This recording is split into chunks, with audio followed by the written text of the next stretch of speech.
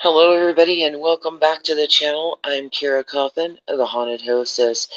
So I realized when I went to look at the live stream that I did before we went on the tour today that for some reason, again, the camera's doing something weird. It would not allow, it's like it's scrambled. The video is scrambled, distorted, whatever. And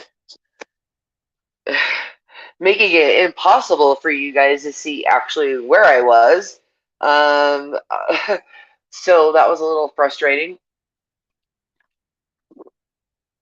especially seeing that I did not actually know that this had happened until after I was already home from the prison. So that's why I didn't even try to do another live stream, is because I didn't realize that there was an issue with the ones that I had done prior to going in. Welcome to whoever just joined.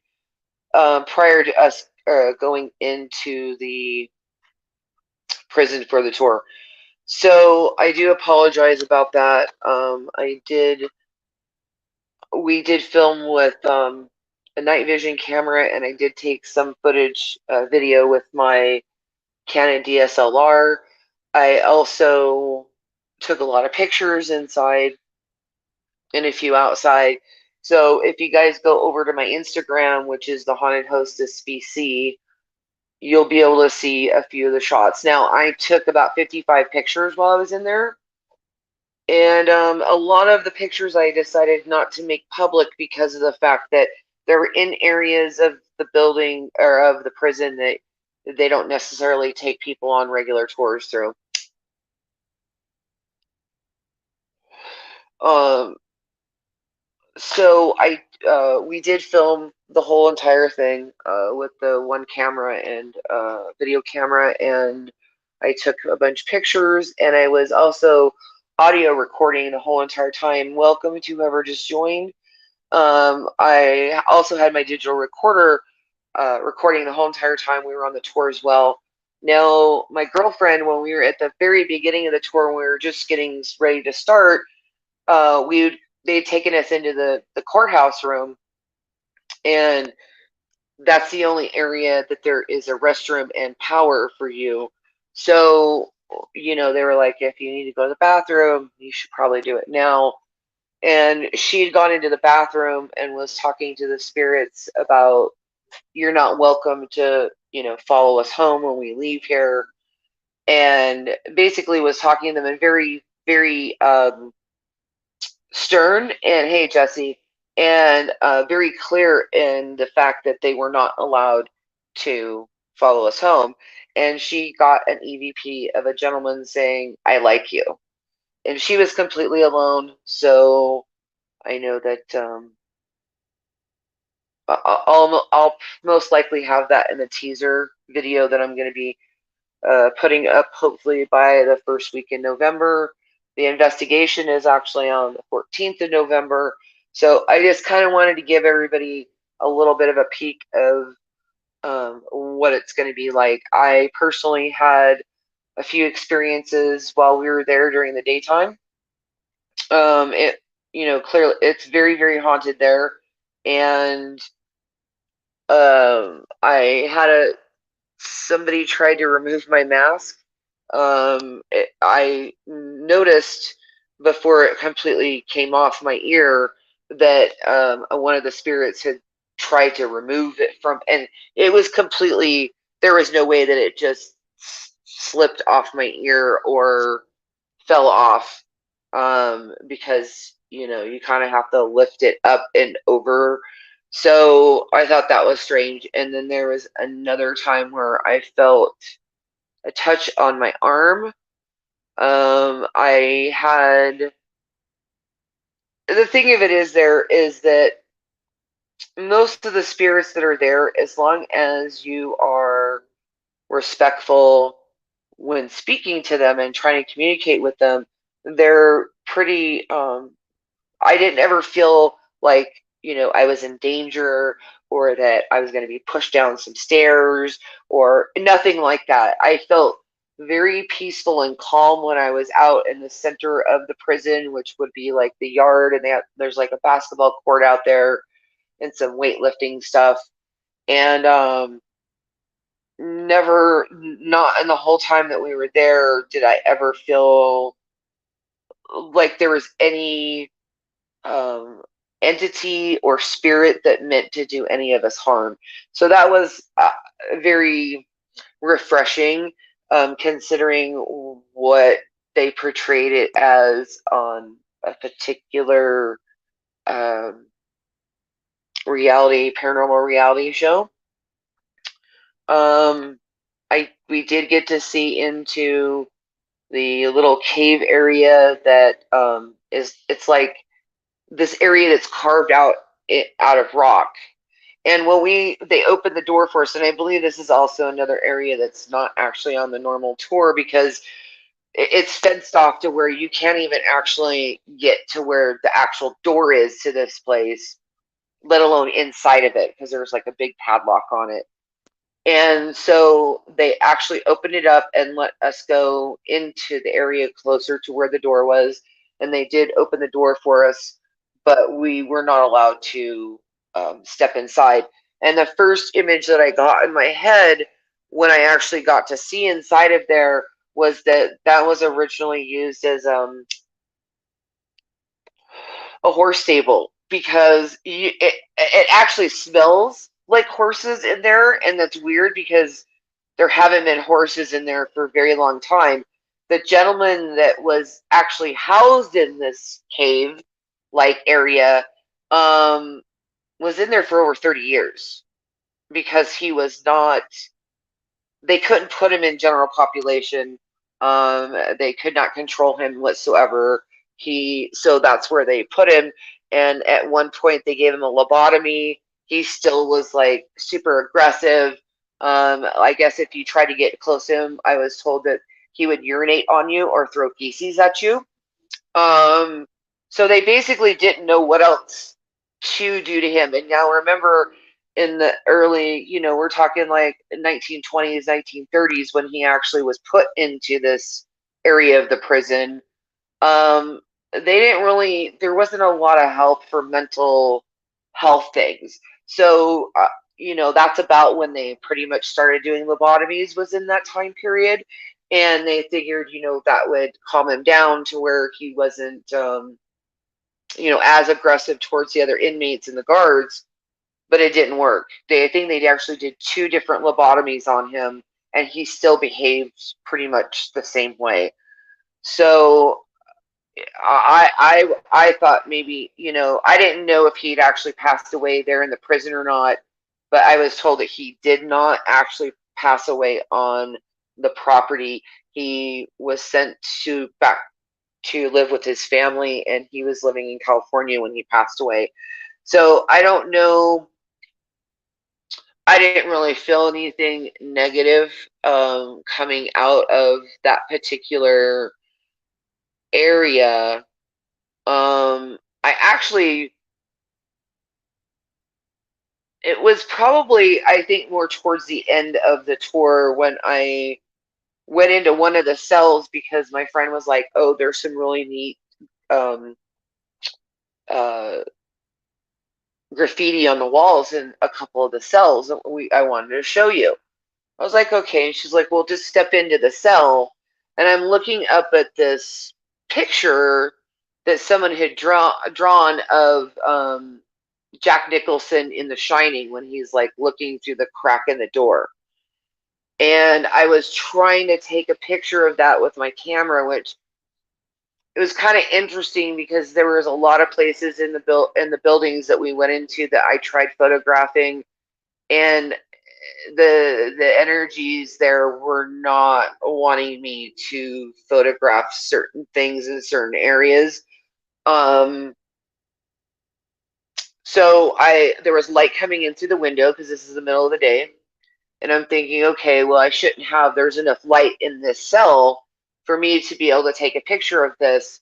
And it was trying to focus in, and let me take the picture, and then it just wouldn't take the picture. So I was like, "You're not gonna let me take this picture, are you?" And I went to take, try it again, and all of a sudden there was no light passing through the lens. It was like this darkness just creeped over the lens. I really wish I was videotaping and not um, trying to take as many pictures, and but that's who I am at heart as a photographer. So it's really hard for me not to take pictures in some of these places. So in that moment that darkness crossed my lens and I couldn't see anything through the camera at all, I felt like something dropped down on top of my head and shoulders. And I felt very um almost like starting to not feel quite like myself. So we were getting ready to leave that uh, building that had a bunch of cell blocks in it, and we were going to go to the sweat lodge, so that my girlfriend could see that because she's half Native American. So they wanted her to be able to see this building, and they went and did that, and then they came back, and my friend was like, "Hey, why don't you lean against this fence because it might help your back?"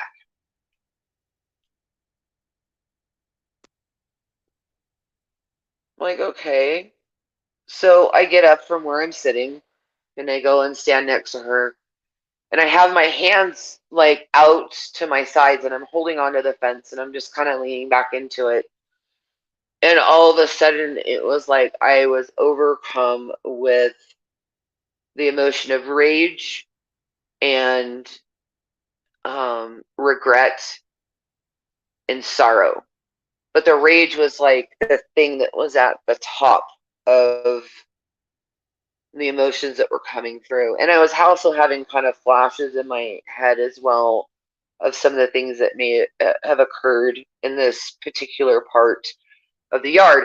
Now, the prisoners are actually not supposed to be up against the fencing. They were supposed to remain 6 feet away from it because if they're any closer, then the guards in the towers think they're trying to escape and are clearly going to shoot at them.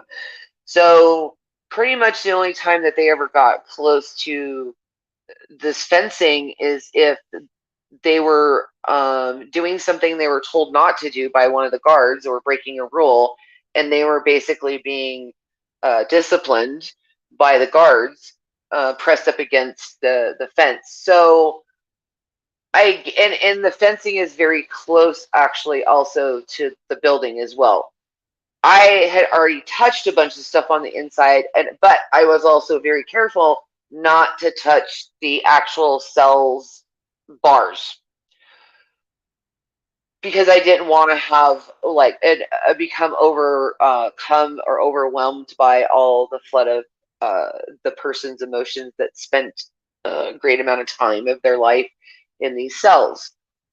I didn't think about the fact that there would be residual emotional energy attached to the flipping fence. So I basically had a moment where I was feeling the rage so hard that I could not stop clenching onto the fence, and my hands were shaking very, very a lot. And it took the three of them to get me to let go of the fence and to move away from it so that I could disengage myself from picking up on all these emotions. And my friend, who is the head docent there, um,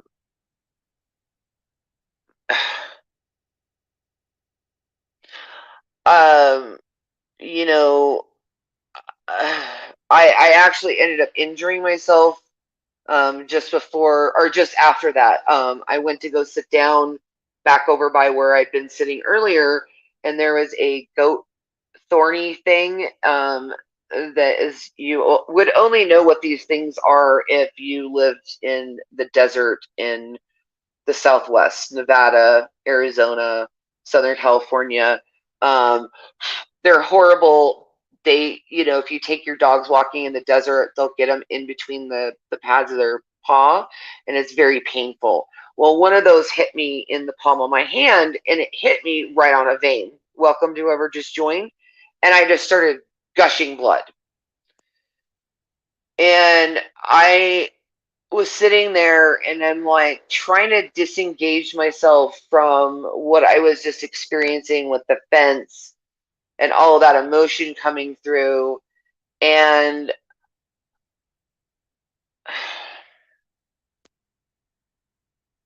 I started crying because I was all of a sudden out of nowhere hit with the more of the sadness than the rage and the anger that I was feeling when I was closer, when I was touching the fence. And I don't normally cry in front of anybody besides my partner. And even at that, I don't really like to show vulnerability or weakness. And I realized very quickly that I could not actually show that emotion that I was feeling from them because I didn't want any of the other spirits to think, oh, well, that I was weak and that I'm vulnerable. Excuse me. Because again, we're in a place where there were, some pretty bad people that were incarcerated there and executed there. Now, the strange thing was, is in the execution room where I was standing when I took the first picture. That's the length of the table bed thing that they would put the. Now, this is the thing too. At that prison, they actually in the beginning hung people right out in the yard. They also used a gas chamber and it as a gas chamber and as they put an electric chair in there as well at some point. I don't know the time frame of which way of execution was. I know the lethal injection would have been the last because that's the most humane, and the hangings were the first. But as far as the chair and the gassing, I don't know which one came first that was used there. But in that area, and it's interesting because I always thought that the gas chamber that they executed people in was in a separate building from the main part of the prison. There was at one point a gas chamber that was not part of the actual prison buildings. It was its own building, and that has subsequently been removed. And it is the so up until a certain point they would have hung them or they would have gassed them outside, and then after another point they started executing the people inside the building. And I did take a picture, I just didn't share it yet, of the what they what prison. Hey Shannon, the Nevada State Prison.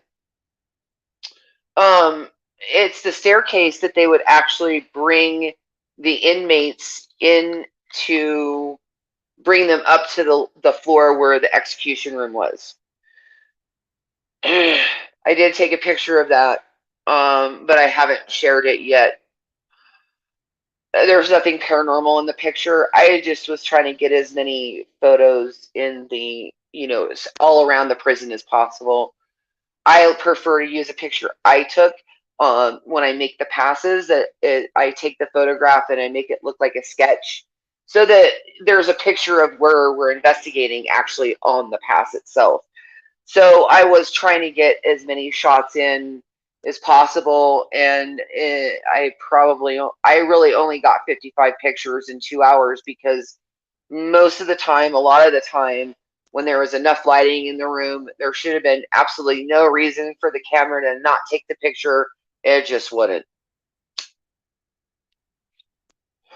I think I only got one or two pictures when we were there that actually have something of a paranormal nature in it, and one was at the beginning of the tour.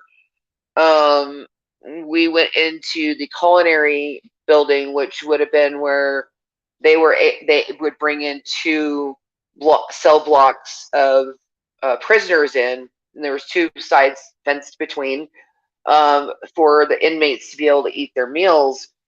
And they had taken us back further into that building where the kitchen area was in like a storage area, and I took a picture of the huge ovens that are like, I'm almost 6 feet tall. I'm gonna say they're like about 7 feet tall and about 4 feet wide. And I had taken a picture, and there wasn't much lighting in there.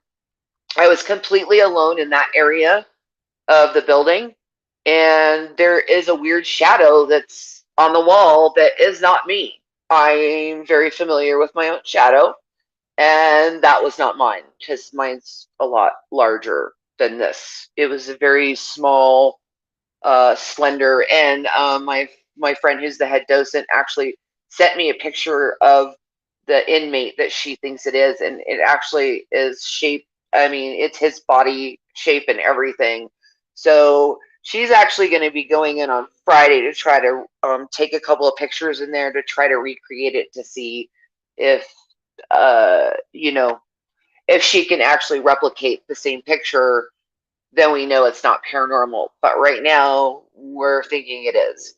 That picture, and I have another picture that I took down a cell block, that there is a weird shadow at the end of the block, and everybody was behind me, and we were too far away, and the actual shadow was not, it wasn't lined up to where it would have been one of ours. It was going the opposite direction. So it would have been like from left to right instead of up and down, if that makes any sense.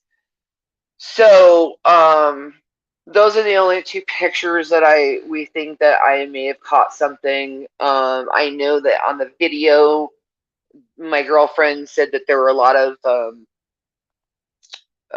orbs in certain areas. Uh, I don't fully discredit most people's pictures and evidence with orbs in them. My whole thing is if you can clearly see there is dust flying and it's getting light reflected off of your camera to make it, the reflection bounce back. I have gotten them before where there's straight faces in the actual orbs. I've also gotten very strange colored ones that are not necessarily the traditional green or blue or white. I prefer it if I capture something that's not an orb that is traditionally what everybody considers an orb, which would be a circular round object. I have caught in my building and at the Washoe Club, or light anomalies is what I'm going to call them because orb is not what they are, and they're snake shaped, and they move like nothing I've ever seen before. Not a bug. Not, I legitimately caught a light anomaly that passed through a solid wood and glass door, a screen door, traveled up my staircase, and then vanished into a brick wall. So I those are the kinds of things that actually kind of more jump out to me, is that kind of a light anomaly versus a traditional orb. So I'm going to be very, very curious to see how these spirits interact and react to us being there at night, and especially since I'm bringing other people with me, how they're going to react and um, communicate with my guests. So I've been live for 25 minutes. Okay. So I don't know how much longer my earbuds have to last with juice in them, but um, I'm definitely gonna say that I really hope I didn't open a portal there with my blood. Number one. And number two, I really hope that a lot of you that actually come in and listen to my content and that you guys actually, if you live in northern Nevada, Nevada in general, if you live in Northern California, uh, Southern Oregon, Idaho, anywhere, Utah, anywhere around us that is within like a 4 to 5 hour drive, that you guys all come and experience this place. I'm telling you, even during the daytime, uh, we witnessed. I mean, we were all standing there talking, and Susan and I were. My girlfriend was filming the other docent, talking about whatever area we were in, and all of a sudden, I heard heavy footsteps coming down a staircase right behind my friend. Well, not right behind. It was probably like 20 feet away. And my eyes got really big. I looked at her. I'm like, "Did you just hear that? Because we're the only ones here. Like, there's nobody else in this building." And she was like, "Yeah." And I'm like, "Does that happen a lot where you hear, footsteps and that sort of thing?" And she said, "Yes." So I'm almost positive I had at least one, if not two, of the resident spirits there that pretty much stayed with us almost the entire time we were on the property, and we were there for a little over 2 hours. Now, normally the tour there is an hour. I do not understand or can fathom how they can take a group of people and do a tour of that place in an hour. We were there for two and didn't even get to see half of the buildings. I know we went into culinary. We went into Yeah. We went in about half of the structures and the buildings that is part of the original Nevada State Prison on that site. Now, we were informed today that that actual property was originally a fancy schmancy hotel, and somebody needed to do something for somebody else. So they bought that place and they made it into the Nevada State Prison. So that's why I believe, and this is the strange thing too. Sorry, I have ADHD, I think. I jump around a lot. Is that cave area that they housed that inmate in for like over 30 years had to have originally been a horse stable because of the hotel. They would not have wanted the horses out where the guests would be able to see them and smell them and all that stuff. So, and even in Virginia City, there are stables for horses underneath the ground here. So I think during that period of time in the 1800s, it was a very popular thing to do to basically hide, the animals like that. It smelled like horses in there, which I don't even understand as how it's even possible because there was somebody living in there for over 30 years. So I find that really interesting that it looks like stable areas when you look in there, like to the left, there's little areas that are carved out of the stone with a little fencing thing type thing in front of it. And I believe I counted 3 or 4 of those going down the left side. I didn't even look to see what was on the right side. I believe it was this stone because it pretty much is just carved out of a big rock. Um, so anyway, it was really, really interesting, you guys. I really think that anybody who is interested in the paranormal or interested in like Nevada, prison history, Nevada history, whatever. I know that the original gas chamber that was there was the very first one in the world. Like they actually executed somebody by that way for the first time anywhere in the world was here in Carson City. So there's a lot of really interesting history about the actual property. Then you have the buildings themselves, and one of the docents actually was a guard at the prison there when it was still a functional prison. They've subsequently, in the last, I guess, like 15 years, maybe, they built the other complex of the prison next door. So there's one side that's the new side, and then there's the side where this original prison was built. So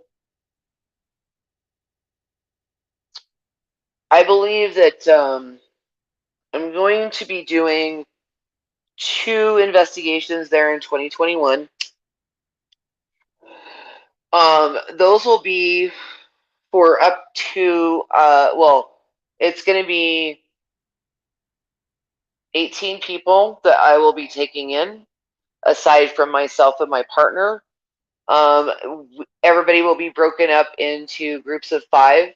So basically, if you want to investigate there with just you and your closest friends, you're going to want to contact me on Facebook, because you will be alone, except you will have a docent with you, and that's just to make sure that like you don't get hurt, because it's very dark in there.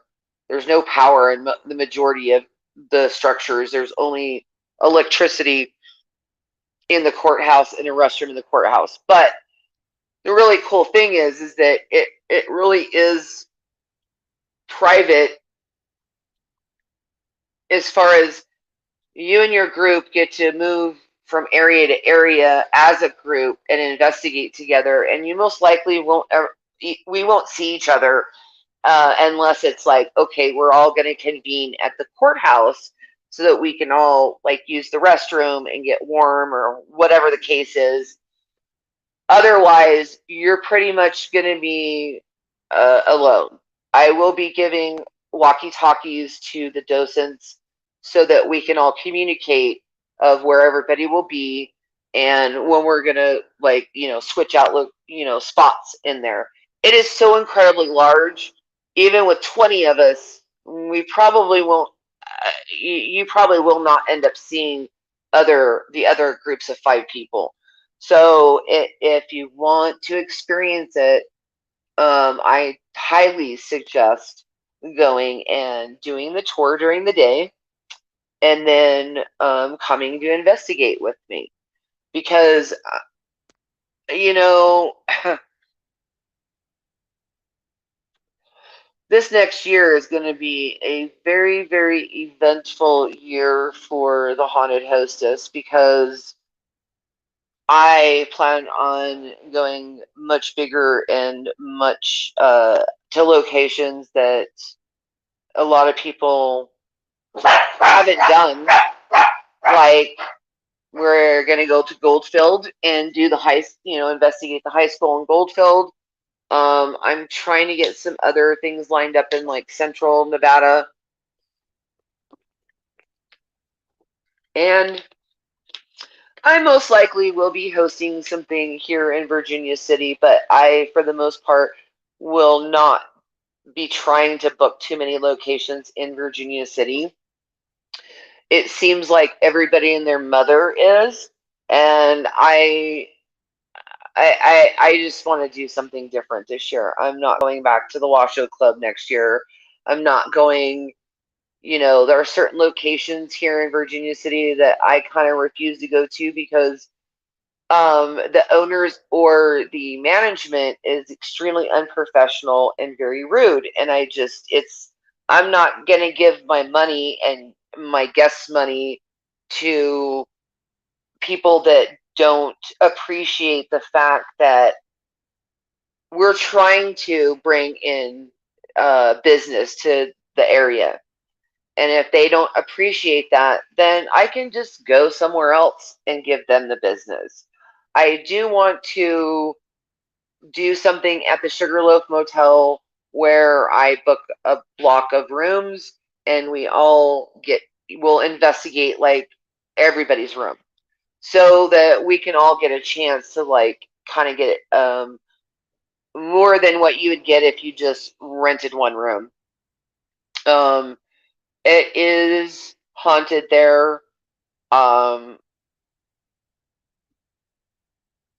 I would say that the rooms that are the most haunted are one, two, and three, but that's because it's the oldest part of the motel, and it wasn't a jail. It was originally a like lodging for the miners. So that's why I finally, when I found that out, I was like, oh, that's why they kept cursing at me. In that particular, we were in room three, not this. Okay, yeah, we were in room three, but it was this past Halloween. We stayed there the night before, and yeah, they didn't really care for me there in that room too much. They were cursing up a storm at me, and I'm like, I've never done anything to you, so I don't know why you're being so rude. Um, but yeah, I'm definitely gonna do that, and the owners of the motel are amazing to work with, and I would much prefer to give them the publicity and the exposure than to continue giving it to places like there's this hotel that's in Gold Hill. They're very, very rude, and they're very non. I just won't ever give them my business again. And I've given them thousands of dollars over the years, but after this last instant, situation, it's okay. Like I said, they're not the only haunted establishment in the Comstock area. They don't have a monopoly on the spirits for Virginia City. So I just won't. I refuse to give them any more of my time or energy or money. So yeah, lots and lots of fun stuff coming up for 2021. But you guys, I'm going to go ahead and get out of here. Uh, I will be back soon with the footage from. I might have a little bit of footage from the motel and stuff to share with you guys from that. I haven't gone over the footage yet, so I'm not 100% sure. We kept having issues with batteries and stuff there. They were draining them like crazy. Um, and I definitely am going to try to get the teaser for the prison up by the first week of November. I'll start working on it now so that, you know, but I still also have to start working on getting my stuff ready for Halloween night as well. So I'm going to be pretty busy. Won't be around too much, but I will try to upload something for you guys here soon. So thanks for coming in. And if you are new and you enjoyed my incessant rambling, please don't forget to smash the like button and ring that bell so you know every time I go live or I upload new content.